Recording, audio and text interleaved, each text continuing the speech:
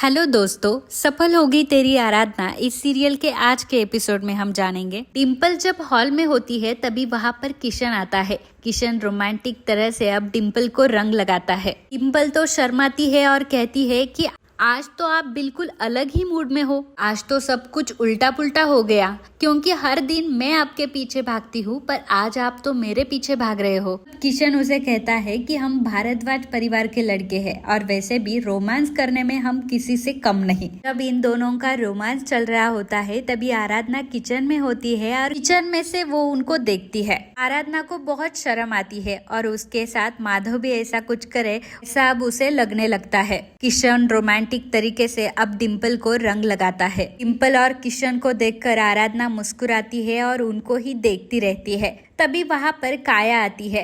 काया हैप्पी होली चिल्लाकर आती है, इसीलिए डिम्पल और किशन दोनों भी अलग होते हैं। डिम्पल सबसे पहले अब किशन को रंग लगाती है, उसे हैप्पी होली विश करती है। उसके बाद डिम्पल को भी रंग लगाती है और उसे भी विश करती है। काया कहती है कि अब तो मुझे ताया जी को रंग लगाना है। तब किशन कहता है कि भैया को रंग लगाने के बारे में तुम सोचना भी मत काया। आराधना कहती है कि क्यों किशन भैया, ऐसा क्यों? तब किशन कहता है कि अरे भाभी, भैया को रंग लगाना बिल्कुल भी पसंद नहीं है। होली के नाम पे वो सिर्फ अपने माथे पर तिलक जितना इतना ही रंग लगाते हैं। उनको रंग खेलना बिल्कुल भी पसंद नहीं है और आज तक उन्होंने कभी रंगों के साथ होली मनाई नहीं है। इसे भले ही कोई रंग खेलता है होली के दिन, होली तो ऐसी मनाई नहीं जाती। रंगों की बिना ये ऐसे कैसे होली मनाते हैं? तब किशन कहता है कि भाभी जी, ये मेरे और आपसे कहने से कुछ नहीं होगा। भैया बचपन से ऐसे ही है, उनको होली खेलना बिल्कुल भी पसंद नहीं। काया कहती है कि पर मुझे तो ताऊ जी को रंग लगाना था। काया, तुम नाराज मत होना, अब तुम्हारी ये इच्छा मैं पूरी करूंगी। ऐसा कहकर अब वो काया को वहां से लेकर माधव के रूम में आती है। जब वो दोनों माधव के रूम में आती है तब माधव सोया होता है, इसलिए वो काया से कहती है कि वो अभी सोए हैं, इसी चीज का फायदा उठाकर तुम उनको फटाफट रंग लगाना। काया अब फटाफट माधव को रंग लगाती है और माधव को इसके बारे में कुछ पता नहीं होता। तब माधव सोया रहता है। अब आराधना विनायक से भी कहती है कि विनायक, तुम तो इनके बेटे हो ना, तो इनको रंग लगाना तुम्हारा भी अधिकार है, चलो तुम रंग लगाओ। ऐसा कहकर विनायक का हाथ लेकर अब वो विनायक की सहायता से माधव को रंग लगाती है। माधव तब बहुत फनी लगता है। माधव उठ ना जाए इसलिए आराधना, विनायक और काया वहां से चली जाती है। थोड़ी ही देर में जब माधव उठकर नीचे आता है, हॉल में आता है, तो सभी लोग माधव को देखकर हंसने लगते हैं। माधव तो एकदम नॉर्मल रिएक्ट करता है, जैसे कि कुछ हुआ ही नहीं। वो आराधना से कहता है कि आराधना, मेरी कॉफी किधर है? तब आराधना कहती है कि अभी लाकर देती हूँ। पर माधव को अब डाउट होने लगता है, क्योंकि सभी लोग उसको देखकर अब हंस रहे होते हैं। इसलिए माधव अपना चेहरा एक आईने में देखता है और उसे पता चलता है कि किसी ने मेरे चेहरे पर रंग लगाया है। इसलिए वो गुस्सा होता है और कहता है कि ये रंग मेरे चेहरे पर कैसे आया, किसने मेरे चेहरे पर रंग लगाया? और उसे लगता है कि ये हरकत जरूर इस आराधना ने की होगी। इसलिए वो आराधना से कहता है कि ये हरकत सिर्फ और सिर्फ तुम ही कर सकती हो और तुम इसमें ज्यादा सीरियस दिख रही हो, इसका मतलब ये सब तूने ही किया है। तब आराधना कहती है कि मैंने ऐसा कुछ नहीं किया, विनायक की कसम खाकर कहती हूँ कि मैंने आपको रंग नहीं लगाया। तब माधव कहता है कि फिर मुझे रंग किसने लगाया? सब लोग कहते हैं कि हमने तो नहीं लगाया। तब काया कहती है कि ताऊ जी, मैंने और विनायक ने मिलकर आपको रंग लगाया। अब काया ने रंग लगाया होता है, इसलिए माधव उस चिल्लाता भी नहीं और उसे कहता है कि काया, तूने सच बताया, इसमें ही सब कुछ आया और डोंट वरी, मैं तुम पर बिल्कुल नाराज नहीं हूँ। पर मुझे एक बात हजम नहीं हो रही कि विनायक तो अभी तो 5 महीने का बच्चा है और उसे रंग लगाना कैसे आएगा? इसका मतलब आराधना, तुमने विनायक की सहायता से मुझे रंग लगाया ना? तब आराधना कहती है कि साहब जी, मैंने तो आपको कोई रंग नहीं लगाया, विनायक ने आपको रंग लगाया, विनायक ने अपने हाथों से रंग लगाया, इसलिए तो मैंने विनायक की कसम खाई। तब माधव चिढ़ता है और कहता है कि आराधना, तुम क्या मुझे बेवकूफ समझती हो? और तुम ऐसे ही हमेशा क्यों करती हो जैसे कि तुम 18 साल की बेटी हो? अभी मुझे सरपंच से मिलना है, बहुत सारे पॉलिटिशियन बाहर खड़े हैं, अब उनके सामने मैं ऐसा मुंह लेकर चला जाता तो मेरी कितनी बेइज्जती हो जाती। क्या आराधना, तुम में कोई सेंस नहीं है? तुम इतनी छोटी बच्ची की तरह कैसे कर सकती हो? ऐसे कहकर माधव आराधना पर चिल्लाता है। तब आराधना एक ही जगह पर खड़ी होती है और आराधना को बहुत बुरा लगता है। तब माधव हंसने लगता है और आराधना से कहता है कि आराधना आराधना तुमने तो ऐसा ही सोचा था ना कि मैं इस तरह तुम्हें डांटूंगा, पर डोंट वरी, मैं तुम्हें इस तरह से नहीं डांटूंगा। मैं तुम पर कोई गुस्सा नहीं हूँ, पर हाँ, अब तूने मुझे रंग लगाया, इसका मतलब अब मैं भी तुम्हें रंग लगाऊंगा। ऐसा कहकर रंगों की थाली लेकर अब माधव आराधना के पीछे भागता है। आराधना भी आगे आगे भाग। माधव जब उसके ऊपर रंग फेंकता है तभी वहां पर देविका आती है और देविका के ऊपर वो सारा रंग गिर जाता है।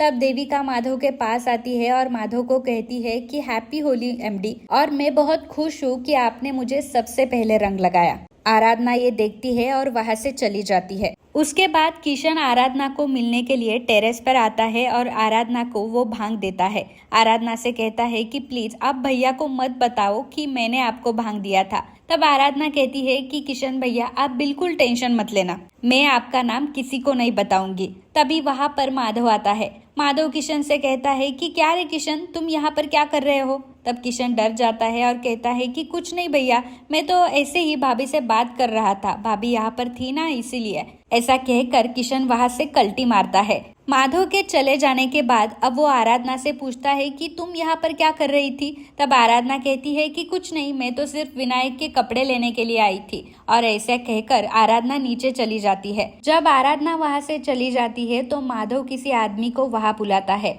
और कहता है कि आपने सारी प्रोसीजर कंप्लीट की ना? तब वो आदमी कहता है कि जी साहब, मैंने सब कुछ कंप्लीट किया है, पर आपको इसका ओवर पेमेंट करना पड़ेगा। माधव कहता है कि पेमेंट का छोड़ो, पेमेंट आपको सब कुछ मिल जाएगा, पर ये सारी चीजें आज ही होनी चाहिए क्योंकि आज मुझे मेरी वाइफ को सरप्राइज देना है। तब वो आदमी कहता है कि आप इसके बारे में बिल्कुल चिंता मत करो, आप आपकी बीबी को आज ही सरप्राइज दोगे। ऐसा कहकर वो वहां से चला जाता है। तब माधव सोचता है कि आराधना आज कुछ भी हो जाए, पर आज होली खत्म होने के बाद मैं तुम्हें जरूर एक सरप्राइज भी दूंगा और तुम्हें प्रपोज भी करूंगा। उसके बाद बाहर आंगन में होली की सारी तैयारियां की जाती है। होली खेलने के लिए बहुत सारे रंगों का आयोजन किया जाता है। उसके ही साथ साथ ठंडाई भी वहां पर रखी जाती है। सब लोग अच्छे से होली खेल रहे होते हैं। तभी आराधना देखती है कि मेनका किसी से बात कर रही है और वो सोचती है कि मुझे कुछ भी करके मेनका दीदी को भांग का ग्लास देना ही होगा, जिसके कारण वो जो भी षड्यंत्र रच रही है वो अपने मुंह से कबूल करे।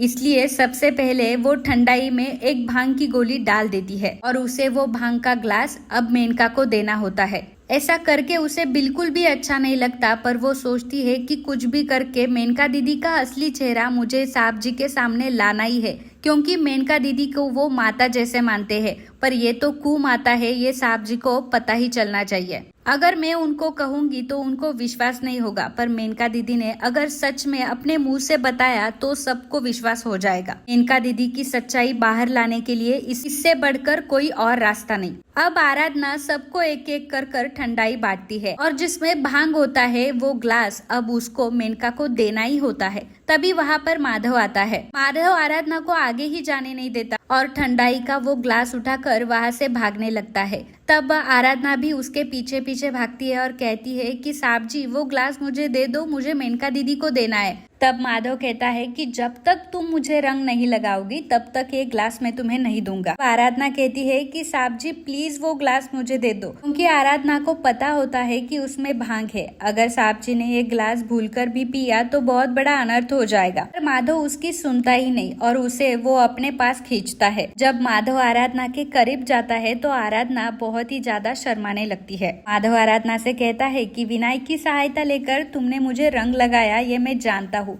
अब तुम्हारी बारी। अब विनायक के पापा भी कुछ कम नहीं है, विनायक के पापा अब तुम्हें रंग लगाएंगे। ऐसा कहकर माधव सबसे पहले अब आराधना को रंग लगाता है।